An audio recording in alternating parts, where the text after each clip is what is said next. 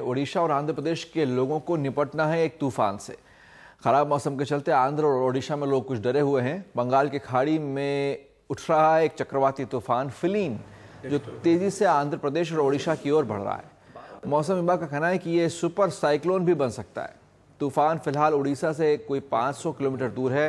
उत्तरी आंध्र और ओडिशा सीमा पर आज रात से भारी बारिश शुरू हो जाएगी, ऐसी आशंका है। मौसम विभाग की माने तो ये तूफान कल शाम 5 बजे के आसपास तटीय इलाकों में पहुंचेगा और कहर ढा सकता है। समुद्र में करीब 10 फीट ऊंची लहरें उठ सकती हैं, ये सब अनुमान है। इस बीच रक्षा मंत्री ए के एंटनी ने तीनों सेनाओं से राहत और बचाव अभियान के लिए अलर्ट रहने को कहा है। उड़ीसा और आंध्र प्रदेश में हालात और तैयारियों का जायजा लेने के लिए बैठकों का दौर जारी है। तटीय इलाकों में रहने वालों को सुरक्षित जगह पहुंचाया जा रहा है। साथ ही तटवर्ती जिलों में national disaster response force NDRF और दमकल कर्मियों को तैनात किया जा रहा है। आंध्र प्रदेश के श्रीकाकुलम, विशाखापट्टनम और विजयनगरम में NDRF की 3-3 टीमें तैनात की गई हैं। हर टीम में 40-40 जवान शामिल हैं। जरूरत पड़ने पर तमिलनाडु और गुजरात से भी NDRF की टीमों को तैयार रहने को कहा गया है। इस सब के अलावा C-130 जैसे विमान और हेलीकॉप्टर भी तैयार रखे गए हैं।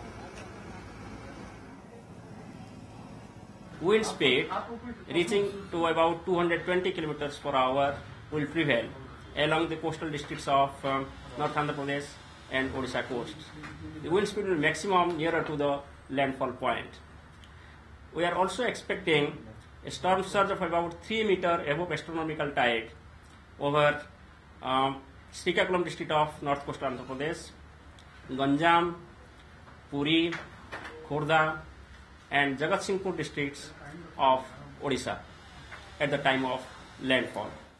हिना गंभीर से जानने की हम कोशिश करेंगे भारत के नक्शे में कि कैसे क्या होता है चक्रवाती तूफान, कैसे वो बढ़ रहा है और कल शाम 5 बजे हिट करेगा, आज रात से बारिश होगी। इन सब के क्या मायने हैं, कौन कौन से इलाके हैं जिन पर इसका असर होगा?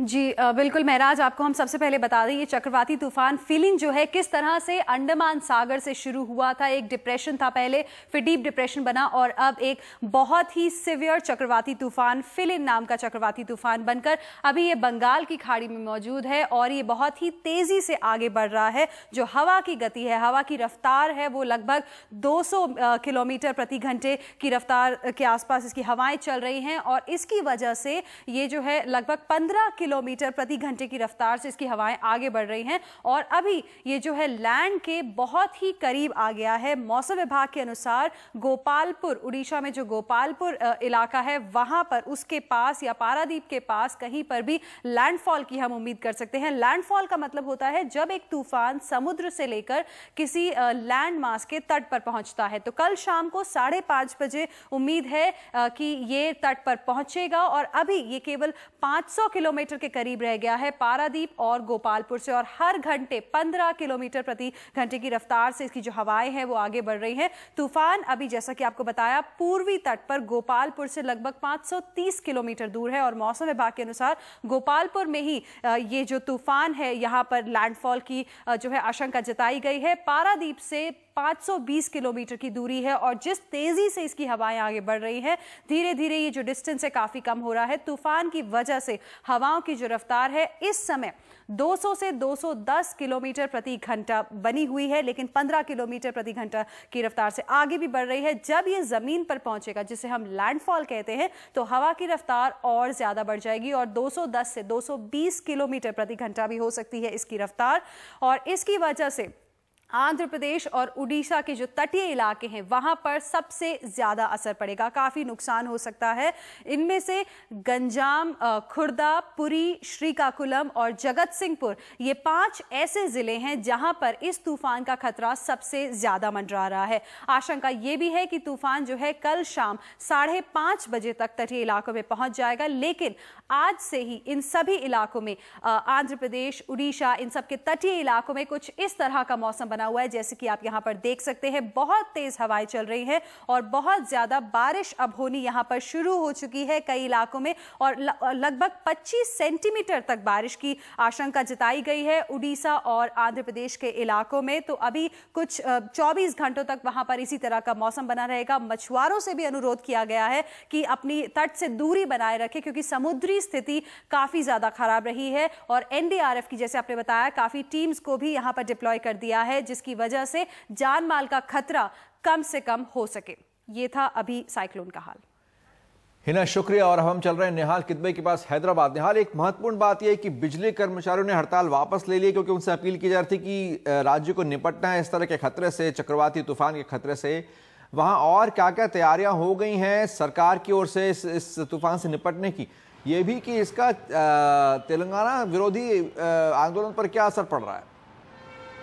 देखिए, एक अच्छी बात यह है कि मुख्यमंत्री की अपील का एक सकारात्मक असर हुआ और जो भी बिजली कर्मचारी थे उनके साथ साथ शिक्षकों ने अपनी हड़ताल वापस ले ली।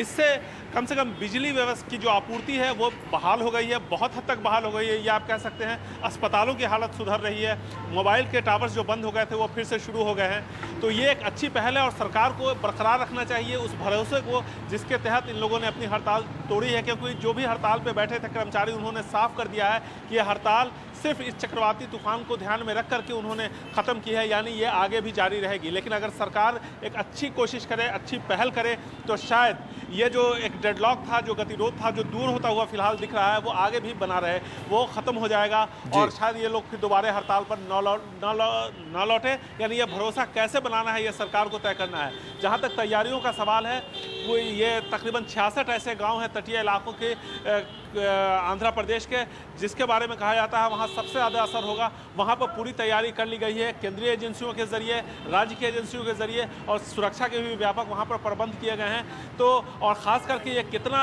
इसकी आशंका जो जताई जा रही है कि ये कितना बड़ा हो सकता है, यह रक्षा मंत्री के इस बयान से इसका अंदाज़ा लगाया जा सकता है कि उन्होंने सेना के तीनों ही थल सेना, जल सेना और वायु सेना तीनों प्रमुखों को ये कहा है कि वो पूरी तरह से तैयार रहें। अगर तो न केवल प्रशासन बल्कि सेना से भी तैयारी रखने को कहा गया है। बहुत बहुत शुक्रिया निहाल आपका, हम आपके पास आते रहेंगे।